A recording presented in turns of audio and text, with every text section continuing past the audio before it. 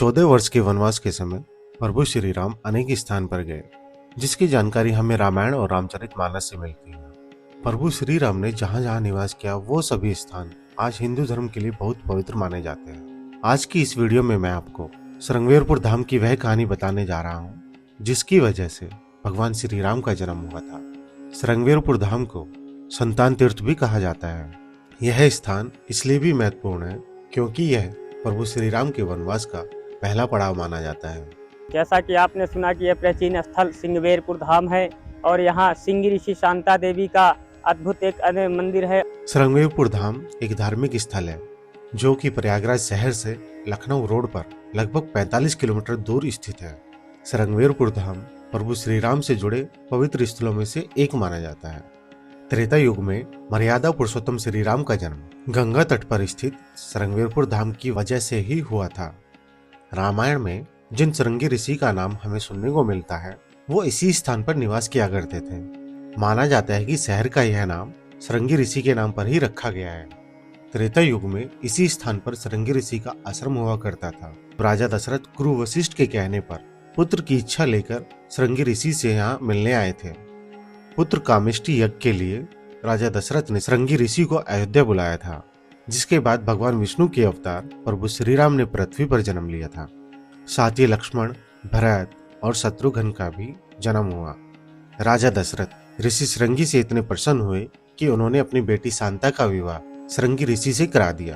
तभी से यह स्थान ऋषि श्रृंगी और देवी शांता का निवास स्थान बन गया। भगवान राम के जन्म के बाद त्रेता युग से ही श्रृंगेरपुर को संतान तीर्थ कहा जाने लगा। यहाँ गंगा तट पर श्रृंगी ऋषि और देवी शांता जी का भव्य मंदिर है। यह मंदिर गंगा किनारे स्थित एक टीले पर बना हुआ है। इस मंदिर पर लहराती पताकाएं इस संतान तीर्थ के महत्व को दर्शाती है। श्रृंगी ऋषि शांता देवी का मंदिर गंगा जी के उत्तरी किनारे पर बसा हुआ है। यहाँ से 1.5 किलोमीटर पूर्व रामचौरा घाट, रामचौरा घाट और श्रृंगेरपुर से उत्तर पूरब की कोने पर अयोध्या नगरी बसी हुई है। वहाँ के राजा दशरथ थे। दशरथ जो है अपने गुरु की आज्ञा के अनुसार श्रृंगेरपुर से श्रृंगी ऋषि को बुलाया। श्रृंगी ऋषि श्रृंगेरपुर से राजा दशरथ के यहाँ गए, वहाँ यज्ञ कराए और यज्ञ के फल राजा दशरथ को प्राप्त हुए। उस फल से राजा दशरथ के रानियों के 4 पुत्र हुए, जिनका राम लक्ष्मण भरत शत्रुघ्न है। तो राजा दशरथ ने उनके एक शांता नाम की पुत्री थी और शांता नाम की पुत्री को श्रृंगी ऋषि को दान में दे दिया। तब से श्रृंगी ऋषि यहाँ पर श्रृंगेरपुर में अपने पत्नी के साथ निवास कर रहे हैं। श्रद्धालु इस मंदिर की सीढ़ियों को नमन करते हुए मंदिर तक पहुँचते हैं। इस मंदिर में श्रृंगी ऋषि और शांता देवी की प्राचीन मूर्तियां स्थित है। मान्यता है कि पवित्र गंगा नदी में स्नान के बाद जो भी स्त्री सच्चे मन से इस मंदिर में पूजा अर्चना कर खीर और रोट का प्रसाद चढ़ाकर मूर्तियों के पास रंगीन धागे बांधती है, उसकी संतान प्राप्ति की कामना अवश्य पूरी होती है। संतान प्राप्ति की इच्छा के साथ आज भी यहाँ देश के कोने कोने से हजारों की संख्या में श्रद्धालु दर्शन पूजन के लिए आते हैं। रामनवमी के अवसर पर इस मंदिर में काफी भीड़ देखने को मिलती है। कार्तिक पूर्णिमा के दिन यहाँ विशाल मेला लगता है, जिसमें श्रद्धालु दूर दूर से यहाँ गंगा स्नान के लिए आते हैं। पौराणिक कथा के अनुसार जब माता कैकेयी की इच्छा और पिता दशरथ की आज्ञा से भगवान राम, माता सीता व लक्ष्मण वनवास के लिए जब अयोध्या से निकले तो राजा दशरथ के महामंत्री सुमंत उनको रथ से यहाँ तक छोड़ने आए थे। रथ से छोड़ने का पत्थर का विशालकाय चित्र आज भी श्रृंगेरपुर में बना हुआ है। उस समय श्रृंगेरपुर निषाद राज की राजधानी था। यहाँ से ही उनको गंगा नदी पार करके आगे जाना था। कहा जाता है कि भगवान राम, माता सीता और लक्ष्मण गंगा नदी को पार करना चाहते थे, लेकिन माँ जी ने उनको नदी पार नहीं कराई। उसे डर था कि उसकी नाव कहीं स्त्री न बन जाए, क्योंकि उससे पहले प्रभु श्री राम ने पत्थर की मूर्ति बनी अहिल्या का उद्धार किया था। श्री राम को माँ जी द्वारा गंगा नदी पार ना कराने की बात जब निषाद राज को पता चली तो वह स्वयं इस समस्या का हल निकालने के लिए भगवान राम के पास पहुंचे। भगवान राम ने नाव से गंगा पार कराने की बात निषाद राज से कही।